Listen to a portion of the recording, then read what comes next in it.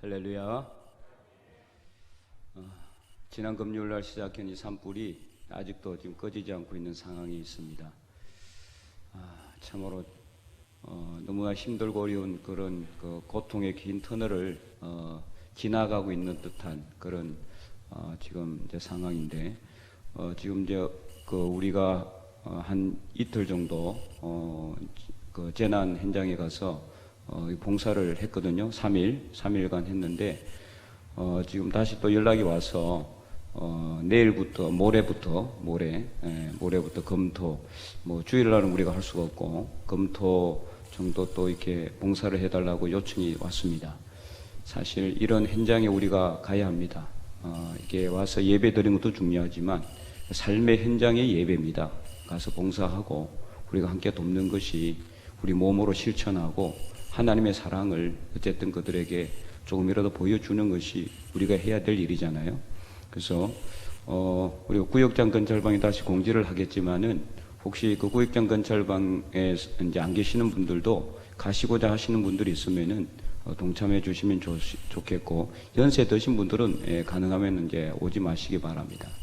또 이렇게 다칠 수도 있고 그러니까 가능하면은 우리 좀 젊으신 분들 중심으로 이제 했으면 좋겠고, 혹시라도 좀 몸이 좀 이상이 있거나 그런 분들은 또 오지 마시기 바랍니다. 또 이제 요즘 이제 코로나가 뭐 거의 상당히 더 많이 지금 확진되고 있는 그런 상황이거든요. 그리고 오늘 이제 대통령 선거가 있었는데, 여러분 투표 다 하셨죠? 참 지금 뭐 이렇게 힘든 그런 과정에서 지금 경북 울진, 삼척, 동해, 강릉 쪽은 참 이렇게 투표를 해도 마음이 참 시원하지 않았을 수도 있는데, 지금 뭐 이제 이 예배 중에 뭐 이 이야기를 하기는 그렇지만은 출구조사 결과 이제 이 후보보다 윤 후보가 앞서고 있다는 그런 이야기를 방금 받았습니다.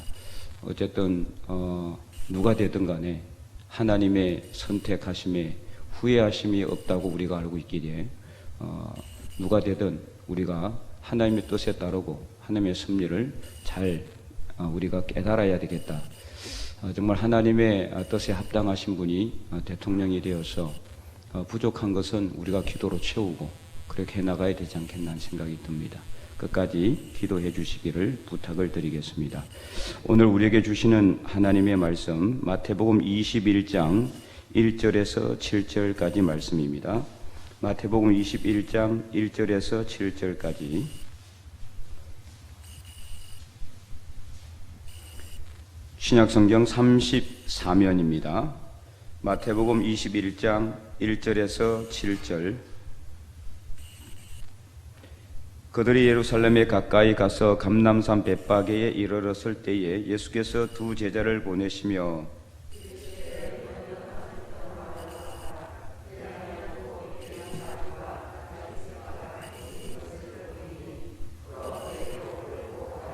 만일 누가 무슨 말을 하거든 주가 쓰시겠다 하라. 그리하면 즉시 보내리라 하시니,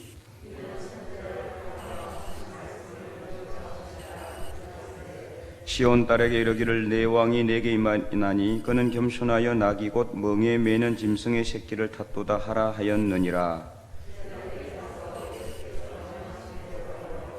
나귀와 나귀 새끼를 끌고 와서 자기들의 겉옷을 그 위에 얹음에 예수께서 그 위에 타시니. 아멘.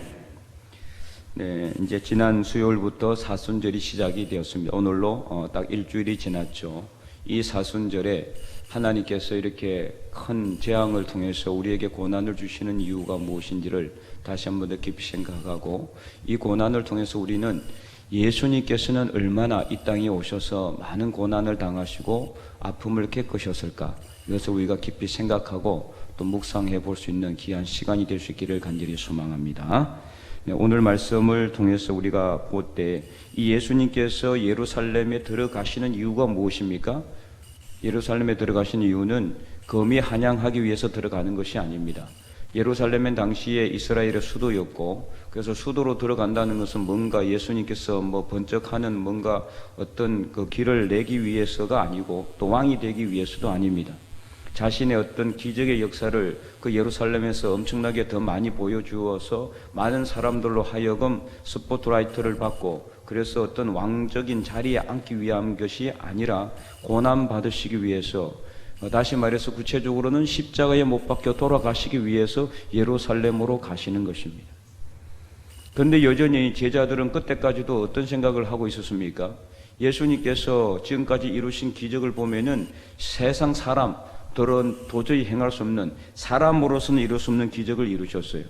병자를 살리고, 귀신을 물리치고, 죽은 사람을 살리고, 그리고 500이어의 기적과 700이어의 기적과 수많은 기적과 역사를 통해서, 야, 이런 사람이라면은 분명히 잃어버린 나라를 되찾고 우리 정치적인 통일을 이룰 수 있겠다는 그런 어떤 생각을 가지고 있었거든요.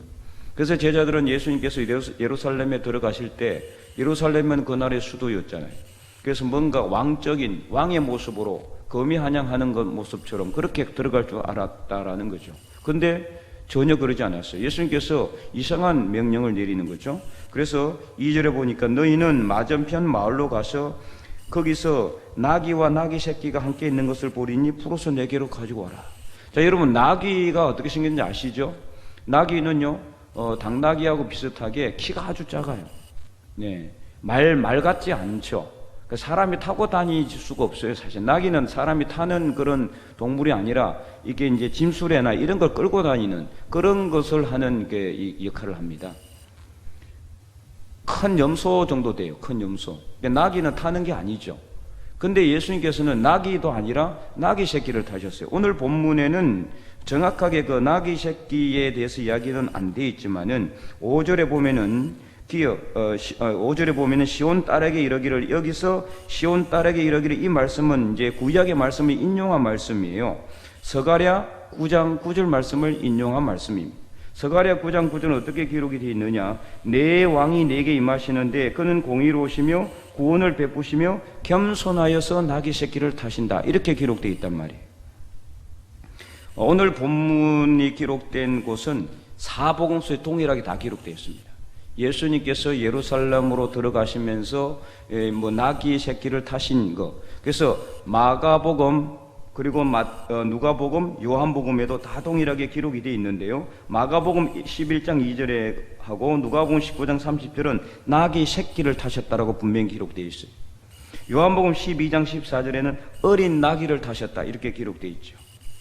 그래서 오늘 본문하고 같이 연결해서 보면은 예수님께서 타신 거는 나귀가 아니라, 나귀도 아니라 뭐죠? 나귀 새끼였어요. 나귀의 새끼였다. 그 나귀 새끼를 어떻게 탈 수 있을까? 우리가 생각할 때는 인간적으로 어려울 것 같지만 예수님께서 예를 들어서 못 드시고 많이 잡수시지 못해가지고 40kg 이 정도밖에 안 됐으면 모르겠지만은 사실 어른이 나귀를 타도 나귀가 뒤뚱뒤뚱 거릴 정도인데 나귀 새끼를 타시고 예루살렘 성으로 들어가시는 예수님의 모습을 한번 생각해 보세요. 얼마나 그 모습이 참으로 이런 말을 하면 안 되지만 우스꽝스러웠겠습니까? 발은 아마 이렇게 땅에 질질질 꺼였을 겁니다. 정말 초라한 모습이, 만왕의 왕께서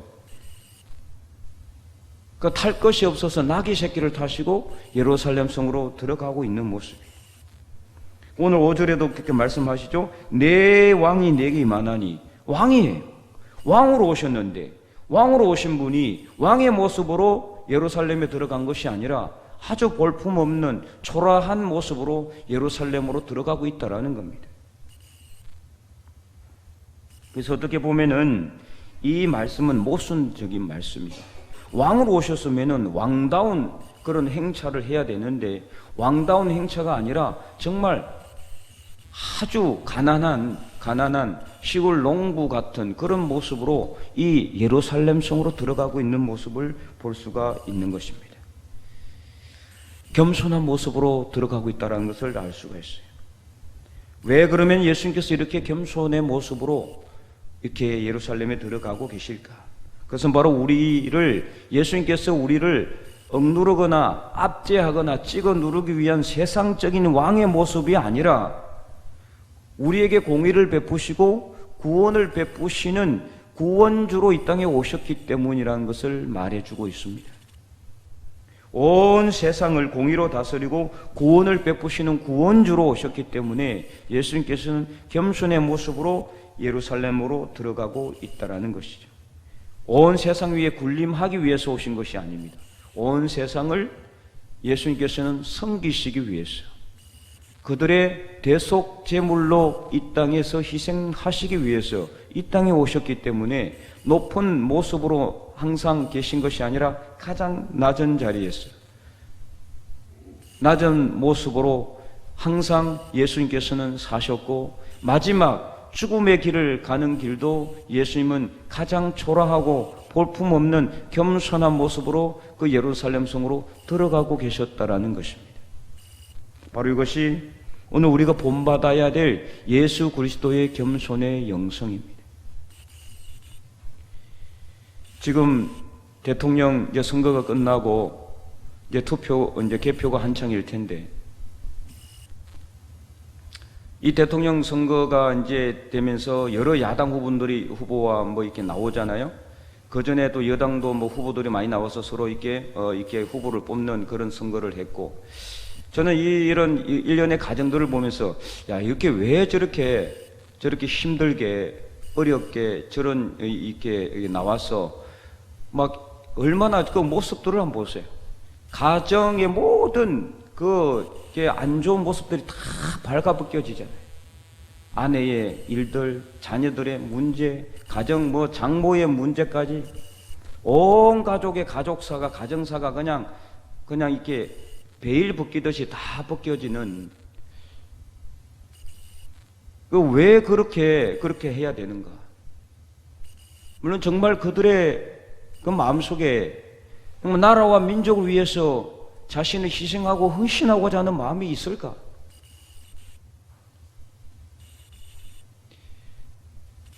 대통령이 되기 위해서 그렇게 힘을 쓰고 애를 쓰고, 국회의원이 되기 위해서 그렇게 또 이제 좀 있으면 또 이제 총선이 이제 준비가 될 텐데, 한 자리 그거 차지하기 위해서 군의원이나 어쨌든 도의원이나 아니면 시의원이나 다 마찬가지입니다. 이 자리라는 게 과연 한 자리, 그 자리를 통해서 그 자리를 보존하기 위해서 또 거짓말을 하고, 또 그 자리를 지키기 위해서 또 거짓말에 또 거짓말을 해야 되는 이런 모습들을 볼 때에 정말 겸손하게 자신을 낮춰서 어쨌든 간에 낮아지려고 하는 사람들은 정말로 안 보이는 것 같아요. 너무나 찾아보기 힘들어요. 겸손하게 자신을 드러내는 사람이 별로 없다라는 거죠. 예수님께서는 만왕의 왕이신데, 이 온 세상의 주인이신데 어떻게 오셨습니까? 가장 낮은 자리로 오셨습니다. 구유에, 그것도 아주 거친 강보에 쌓여서 구유통에 누였습니다. 그리고 33년 동안 자라나시면서도 예수님은 결코 호화로운 생활 한 번도 하지 못했습니다. 좋은 집에 좋은 음식을 먹고 좋은 옷을 입으면서 살지 않았습니다. 마태복음 8장 20절에 보면은 예수님께서는 여우도 굴이 있고 공중의 새도 자기 거처가 있지만 인자, 나는 머리 둘 곳이 없다라고 말씀하셨습니다.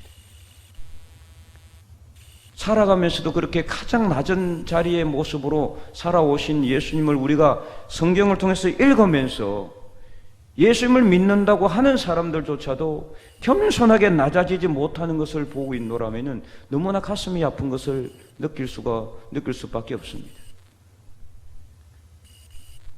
지금 야당뿐만 아니라 여당 내에서도 얼마나 예수님을 믿는 국회의원들이 많습니까? 그냥 40% 정도 된다고 해요. 그 정도면 어마어마한 비율입니다. 그런데도 하나님의 나라, 하나님의 정의와 공의는 온데간데 없이 사라지고, 정말 그 권력을 다투기 위해서, 이권을 다투기 위해서 그렇게 애를 쓰고 힘을 쓰고 거짓말을 하고 사기를 치고 그렇게 하는 이 정치가들을 바라보면서 이 예수님의 겸손의 영성, 정말 0.001%만이라도 닮았다면은 오늘 이 세상이 이러지는 않았을 텐데, 이런 생각을 하게 됩니다. 우크라이나를 침공한 러시아, 정교회가 있는 곳입니다. 정교회의 그 본산이 있는 곳이 러시아예요. 정교회는 서방 가톨릭 교회와 양대 산맥을 이루는 기독교의 가장 뿌리 깊은 영성이 있는 교회예요. 그런데도 왜 그 나라가 그렇게 변화되지 못하고 그렇게 다른 나라를 침공하고, 우크라이나만 침공한 게 아니잖아요. 그전에는 또 이 크림 반도를 침공했잖아요. 합병해버렸죠. 우리나라뿐만이 아니에요, 사실. 그 러시아는 기독교의 나라입니다. 어디 가든 성당들이 세워져 있고 정교회 교회가 여기저기에 다 세워져 있어요.